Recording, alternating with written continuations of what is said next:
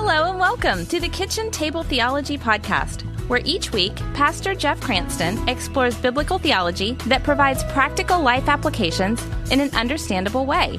Thanks for joining us at the table. Let's get started. Hello and welcome to Kitchen Table Theology. I'm your host, Tiffany Coker. Along with my dad, Pastor Jeff Cranston, we're working our way through a Bible overview series in an effort to help us better know and understand the Word of God and the promises of God that are given to us in His Word.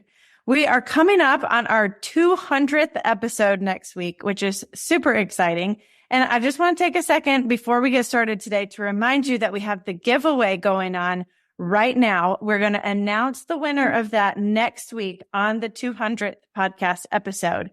So to remind you the details of this, if you can take just a moment to leave a review, and we do know that about 90% of our listeners are on Apple Podcasts. It's really easy right there to leave a review, but the rest of you seem to listen on Spotify. We just learned that you maybe cannot leave a review on Spotify. If that is the case and you cannot get to Apple Podcasts, feel free to email us your review. It is pastorjeff@lowcountrycc.org. Put Bible giveaway in the subject line, and we will make sure that you get entered into that giveaway. You have just a couple more days to do this. We're asking you by May 21st, May 22nd in there. Leave the review on Apple Podcasts or send us that email. Dad, why don't you take a second and remind everyone, what are we giving away? Yeah, and I'll just say before I do that, the giveaway, that was a surprise last week, and we're going to have another surprise for you on our 200th episode, which is, Lord willing, the next episode. And if you've been a long-time listener, you are really going to enjoy our surprise during our 200th episode. So anyway, but the Bible giveaway, I'm excited about this because I'm excited about this Bible. It's called the version will be the New Living Translation, and it's a reference Bible. It's a large print. It's very easy to read. But it's called the Filament Enabled Edition. And all that's just fancy words for there's a corresponding app. It's called the Filament Bible app, and you download it and you take a picture of the page you're reading in the Bible, and all of a sudden you have at your fingertips free access to 25,000 study notes, 350 plus videos, over 40 maps and infographics, over 400 profiles and articles, over 1,500 devotionals. There's a library of worship music that corresponds to the Bible page that you're on. It's Android and Apple operating systems compatible. Let's talk about the Bible we're going to give away. It's a genuine leather cover. It's indexed. That is, all of the Bible books have this thumb index for you to find the Bible book easily. It's a thin size. There are thousands of cross references, gilded page edges, words of Jesus in red, and something for Bible nerds like me that I love. It is what's called Smith sewn binding, which means instead of the inside cover and the outside cover being glued together, they're sewn together. And that's only found in the higher quality Bibles. So that's a real plus. It's a lay flat Bible. So in other words, if you've ever gotten a brand new Bible and you open it up in the middle and put it on a desk, it starts to close in on itself. This Bible, when you open it, it lays flat to wherever you've opened it, another indicator of a higher quality Bible. It's a $120 value Bible, so we're excited about it because the aids in Bible study for you are incredible. And it's just this vast array of all sorts of things. And the more you play around with the app, the more you discover. I love doing it. I'm now checking that Filament Bible app pretty much every week as I do sermon preparation and I do podcast preparation. So we'll leave it at that. But you just heard how to leave a rating and review or how to get that to us. And we will be making that choice here coming this week. So please let us get that to us and let us know. And we're excited to announce the winner on the 200th episode podcast. Very exciting. I can't wait for somebody to get that new Bible. All right, Dad, we better jump into our overview of today's Bible book, the Song of Solomon. Before you do that, though, yes, we better say this. Last week, we announced the deadline for getting in. The rating and review was the 22nd of May, 2024. That's had to change. It's going to be the 21st of May, 2024. And that's having to change because of our recording schedule and this surprise that we have for the 200th episode. That's sort of driving it. So you have to have the rating review to us, let's say before or early in the day of May the 21st, 2024. Yeah. Yes. And a review so that we can see your name. Because the ratings, if you just click the star, that doesn't tell us who you are. So you've got to write a little bit of a review. And we appreciate you guys doing that. Okay. Can y'all figure out? We don't really know exactly what we're doing. We're learning as we promise this will be honest, and there will be a real winner, and my family cannot win anything. So we're trying to keep this as above board as possible, but we're always learning as we go here in podcast world. We are. But today, to the Song of Solomon, it really is a unique book in the Old Testament. And I think it's kind of a standalone book in its uniqueness. So instead of starting with the author like we normally do, I want to start today with the title of the book, because I think it is pretty different, or there's several different names for this book of the Bible, depending on what Bible you're looking at, what translation. Is that right? I know I've heard several different names for it.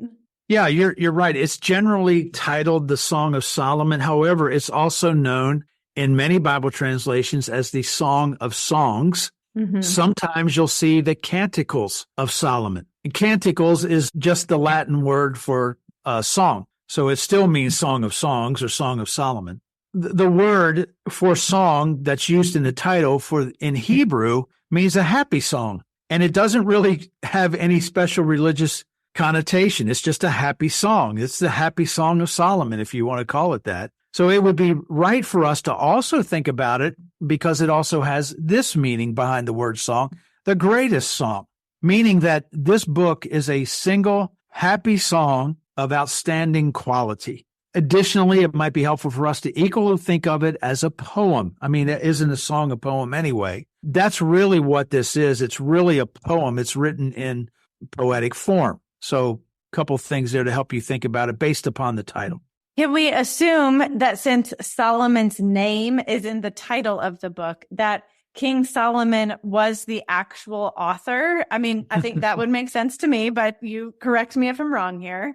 Yeah, the book takes its title from the first verse of the book, which mentions who the song comes from. And verse 1, chapter 1 says, the Song of Songs, which is Solomon's. So the original Hebrew version of the book took its title from the poem's first two words, usually and almost always translated as Song of Songs. So that title remained in Greek and Latin Bible translations for centuries. The repetition of the word song throughout indicates the writer, Solomon, it's Solomon, by the way, considered this the greatest of all songs. You find, so you take the phrase Song of Songs, and we find throughout the Bible a similar word construction, let's call it, and other famous biblical phrases. So in other words, Song of Songs is not unique in and of itself. We read Lord of Lords, King of Kings, Holy of Holies, just to name a few. But back to the title for just a second. The title of the book, eventually you say, well, how did it take on Solomon's name? That's because of the mention of his name throughout the book. Solomon's mentioned in chapters 1, 3, and 8 by name. So the title change also supports the traditional view of Solomon as the author of the book. Now, there are always critics out there who dispute everything about the Bible, and there are critics who dispute Solomon's authorship, and they want to attribute it to David, his father, that this was David's writing. But the internal evidence of the book seems to support Solomon, not only because of the appearance of his name, not only because it calls him the author in chapter 1, verse 1, but because there's an evidence of Solomon's royal advantage as you read throughout the book that different from David's. And so, you can get into all of that stuff, but I think for our purposes, it's just safe to say it's Solomon's the author. And that's sort of how we landed mostly on the title of Song of Solomon. All right. We'll agree for today that Solomon is the author. And we'll settle it all right here today. We will. That's it. Since we know that, I'm guessing we can be pretty clear on an approximate date when he wrote the book. So what's the consensus on when Solomon wrote this beautiful poem? Well, as you read through the book, it becomes readily apparent that Solomon wrote this during his reign as king, meaning that he composed it sometime between 971 and 931 BC, so mid-10th century BC. Therefore, the Song of Solomon would have been written early in his reign, not only because you get the sense that this is a younger man writing this. There's this one commentator I read in preparation for today's podcast called it the youthful exuberance of the poetry. That's a good way to say it. But I'll tell you another reason I think he wrote it earlier in his reign and he was a younger man is because he only had a harem, or for our British listeners, a harem of 140 women. And that's mentioned in chapter 6, verse 8.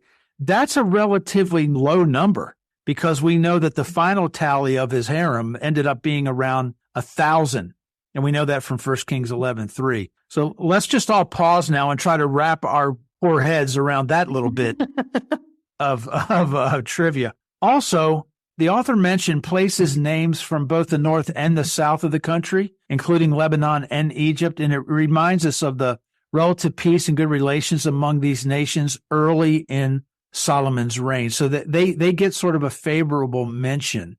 And that would have made sense earlier in his reign rather than later as well. So like other Old Testament books, and let's just be honest, there's probably a few that most of us don't read that often. And I feel like Song of Solomon is one of those books for me. There's so much romantic language and metaphors and passages that just seem really hard to grasp. And I'm going to quote a few for you, and hopefully you all will see what I mean. So here we go. I'm going to hold my breath here while you quote Song of Solomon. Yes, I'll be. Because this isn't awkward enough doing this with your daughter or your father. Right. Here we go. So I'll just read. You are beautiful, my darling, as awesome as an army with banners. Here's a favorite. Your hair is like a flock of goats. Your teeth are like a flock of us which have come up from their washing. Your temples are like a slice of pomegranate. To me, my darling, you are like my mare among the chariots of Pharaoh. Yeah, I'm getting a little worried there. So thanks for keeping that podcast rated. G-rated, I should say. G-rated, yes. I mean, my kids might listen here. But you see what I mean. There's the wording there seems like it could be lost on those of us who live in the 21st century. I'm hoping my husband does not compare my hair to a flock of goats. We live in a non-agrarian, non-shepherding lifestyle and culture here. So, Dad, how about making some sense of this for us and give us the context for what is this book really actually about? Yeah, and we're reading those things. Your temples are like a slice of pomegranate. And he's using sheep and ewes and all sorts of things. And it's very descriptive and very poetic. In their culture, that was the height of what they deemed to be beautiful in some ways. So, but simply put, the Song of Solomon is a story of a man and woman expressing their love for one another, and emotionally, spiritually, and physically. It's a book of very romantic poetry. And it describes two people. As you read it, you see two people working through conflict, dealing with insecurities. There's a big, long section where she's afraid he's going to leave her, and she's very insecure about that. They're trying to figure out marriage, and they're expressing love in terms of physical intimacy. And that's no different from today. In our modern and very confused world, couples are still trying to figure all these things out. So this is a book very much about marriage, and it's described with some of the most splendid poetic language in the entire Bible. The passion of Solomon's poetry really sort of reveals and helps for us looking for truth about marriage. And Solomon introduces this relationship with the two lovers in courtship, longing for affection, and all the while, especially in the first 3 chapters, they're expressing their love for one another. And eventually, they come together in marriage. That happens around the middle of the 3rd chapter.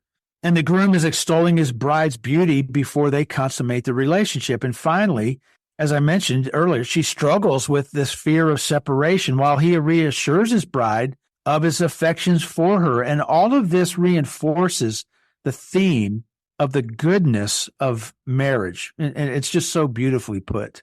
You said it well. It's written poetically. It's beautiful. But I have also heard, and I know that some people suggest the book also sort of pictures a more general way that Christ loves his bride, which is the church. So comment on that a little bit for us, Dan. Yeah, I think there is a crossover to Christ's love for his church, that we see a picture, this incredible imagery of the love of God for his people. I mean, if you start to read it that way, you begin to get a sense of God's love for his people, of Christ's love for the church. I mean, what is one of the things the church is called? The church is called the bride of Christ. And so we see some of that. You could put it in a way, when you read it, you can see Christ's love for the church in a way that we can understand the commitment, the devotion, the love of a husband and wife. We also see shown to us, portrayed for strength, wholeness, health, the mutual love with a man and a woman, pointing us to see and sense God's love for his people. And when you think of it like this way, because all marriage was started by God. I just did a wedding this weekend. And one of the things I say is that God performed the very first marriage ceremony. God gave the first bride away in the Garden of Eden. So we know that the covenant of marriage is so dear to God's heart. And therefore, marriage pictures Christ and the church. The marriage between a man and a woman pictures Christ and the church. And we can make that connection, but I think we should make it in a secondary sense when we come to Song of Solomon. But we shouldn't allow it to overshadow the book's plain meaning. And it's portraying the love of a man and woman who get married. And we read and see of their love for one another. That's the main idea. I think the Christ and the church thing, while it certainly, I think, can be seen, we should keep it secondary, because I think it is. So if the main theme, or what this book primarily is about, is marriage, I'm guessing there is a takeaway, some application for us today. Help us, fill me in a little bit on that. Yeah, and here's where I'll close. The Song of Solomon starts with courtship, and then it moves on to marriage. So, and we read, as readers, we're brought in, and we read of this broad range of events and emotions that happen in the lives of this couple. And we read about the fear of abandonment, petty jealousies, enduring love, physical intimacy.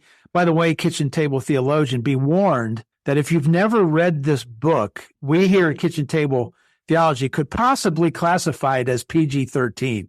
So just if you've never read it, and now that I've said that, you're probably going to be running to go find it in the Old Testament. So I think we would be very wise in terms of application and what does this mean for our lives. We would be very wise to heed the Song of Solomon's poetical verse and its teaching by learning and continuing to value marriage. It's God created it. It's a covenant of his between a man and a woman. It's one of the key bedrocks of society. And along the way, appreciate the goodness and the beauty born out of the union between a man and woman in holy matrimony. Why else do you think Satan attacks it like he does? Marriage is people seek to weaken it, tear it down, especially redefine it.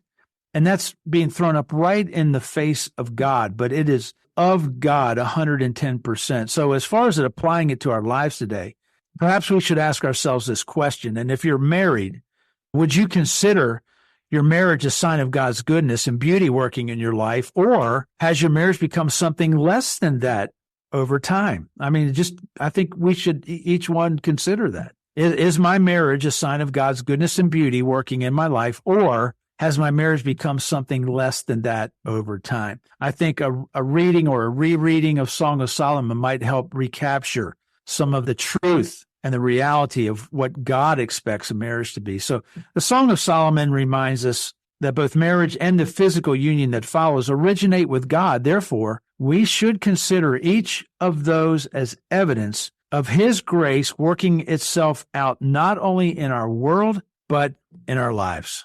I think that's a great question for us to end with today. So thanks so much for listening to the Kitchen Table Theology podcast with Pastor Jeff. If you are enjoying the podcast or if you want to be entered into our giveaway, I'll remind you one last time, go ahead and leave a review on Apple Podcasts, or you can email us by May 21st. Our email is pastorjeff@lowcountrycc.org. You can always email us anytime if you have other questions as well. And don't forget, you can check out today's episode notes at jeffcranston.com. As always, thanks are due to our friends at Low Country Community Church here in Bluffton and at Streamline Podcast for making this podcast possible.